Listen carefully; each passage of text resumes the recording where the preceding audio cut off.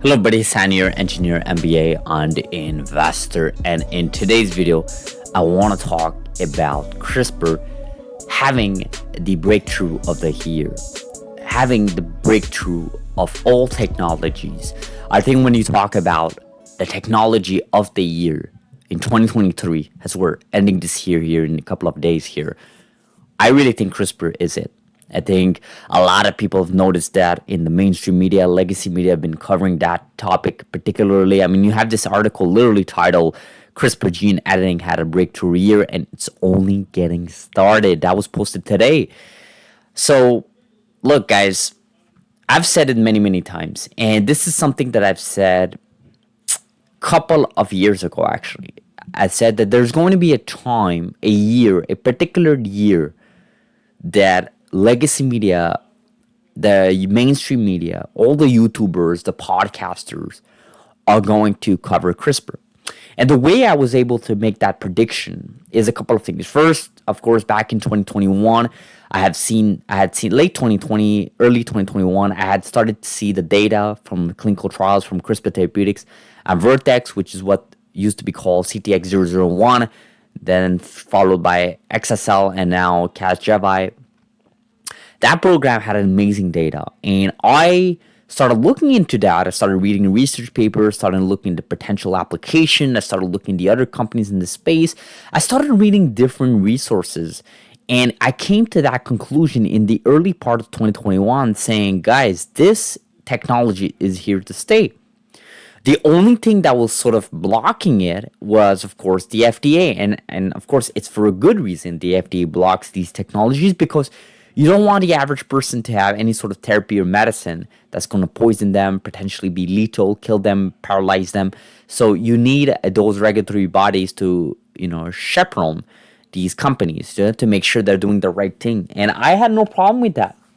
Until, of course, when time went on and I started seeing amazing data from CRISPR Therapeutics and Vertex, and I'm like, why are they not approving it? And of course, just a couple of weeks ago on December 8th, they finally approved it, they being FDA. And before that, of course, the UK approved it for beta thalassemia and sickle cell disease, and Bahrain approved it for sickle cell disease. So 2 different countries from 2 different regions, and of course the third country being the US here with the FDA. So obviously here I'm just repeating a couple of things I've been saying in the last few videos, but the most important part here is why is my prediction coming in fruition? And it's not just my prediction. I think a lot of people in this community, in this, even people watching these videos on a daily basis, predicted, right? This is something we've predicted a long time. And the reason why I'm able to predict those types of things, I want to give an analogy. And I know, look, CRISPR, biotech, genomics is completely different from any other vertical. I think we all agree with that. But let me say a couple of things. First of all, when you talk about, for example, I'm just giving an example, bear with me, Bitcoin. People have the same opinion on Bitcoin.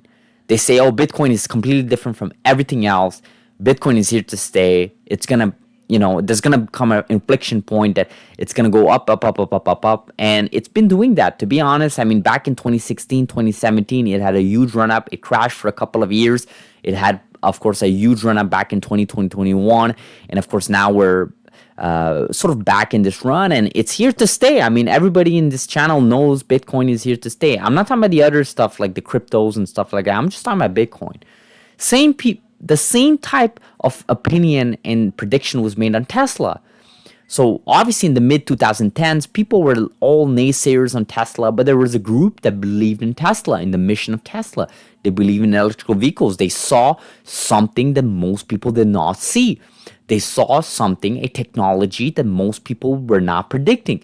People did not predict Tesla to take off the way it did. And obviously, I don't need to explain how well it did. In fact, it did so well that Elon was also able to do so well with his other companies because of the success of Tesla, namely SpaceX/Starlink.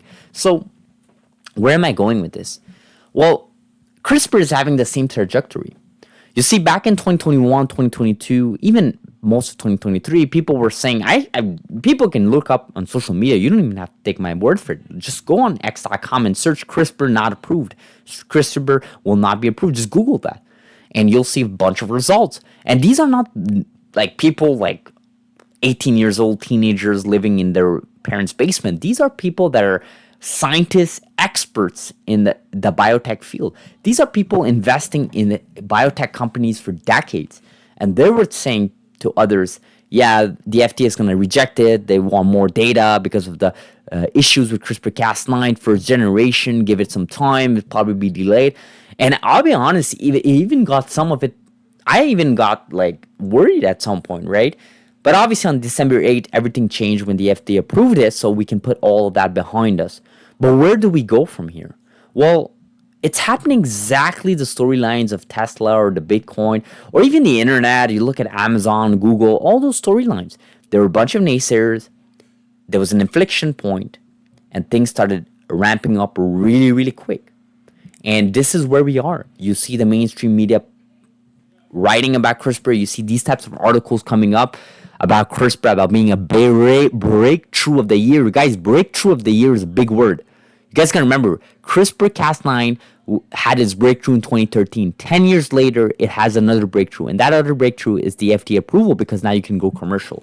For the first time ever, you can make money. You can make a business out of CRISPR.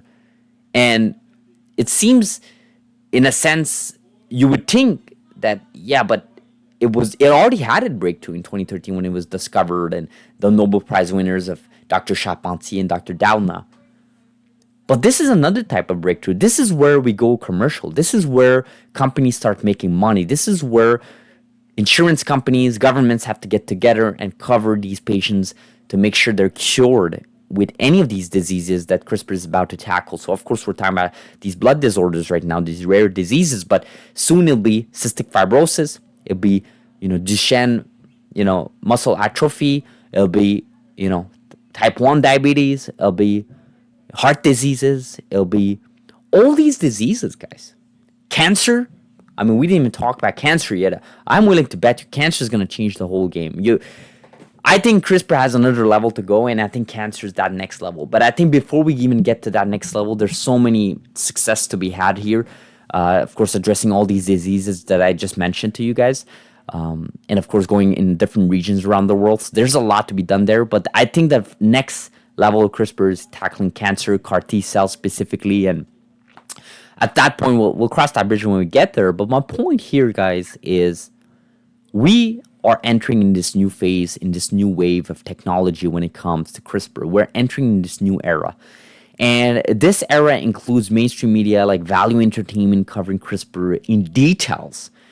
This era includes legacy media like Wall Street Journal, New York Times, The Atlantic, Science.com, all these companies, organizations rather, covering CRISPR. CNBC covering CRISPR. And then you'll see podcast episodes. I'm telling you guys right now, there'll be a whole episode with Joe Rogan on CRISPR. I'm predicting this. Well, maybe not the whole episode, but I think you guys get the gist. There'll be an episode similar with Tim Ferriss and Lex Friedman, the big podcasters. They already covered CRISPR here and there with certain guests, but I'm talking about like going in details with CRISPR, what it can do. The same way these podcasters had episodes on Tesla, on electrical vehicles, on Bitcoin, the same way these podcasters had, the coverage of those technologies, the same thing will be done with CRISPR. And by then, these companies in the CRISPR landscape will be worth multiple, and there'll be new players. Big Pharma will get more invested. We haven't even talked about Big Pharma right now. We haven't talked about that, right? I think these companies, like Pfizer already partnered with Beam back in early 2022. Man, time passes really fast, guys. That's crazy. Early 2022 was when Pfizer passed their press release that they're teaming up with Beam. Anyways, there's a lot of things happening, right? And we are entering in this new wave, in this new era. And I'm so excited, guys. I am so excited. I'm not trying to just rah-rah you guys into this. I'm trying to explain how I made these predictions years ago and how people in this community stayed strong when times were tough. 2021, 2022, those are tough years for CRISPR. Even most of 2023, I would argue, tough years. Companies were beat down. There's a bear market in biotech, for the longest bear market in the history in biotech. And yet, we are here. We stay strong. people stayed watching these videos, supporting these videos, liking these videos, sharing these videos, liking the posts on x.com. I'm so appreciative of the community, and that's exactly why I am officially announcing here in this channel that I've changed the YouTube name, the YouTube channel, to CRISPR Hassan, to reflect the idea that we're entering in a new phase of CRISPR, where this channel would be dedicated to CRISPR. Now it's already been dedicated in a sense, but now it's official. I want to sort of reflect the idea that CRISPR is here to stay. I'm doubling down on it. This channel will revolve around CRISPR, the technology of CRISPR, everything around it.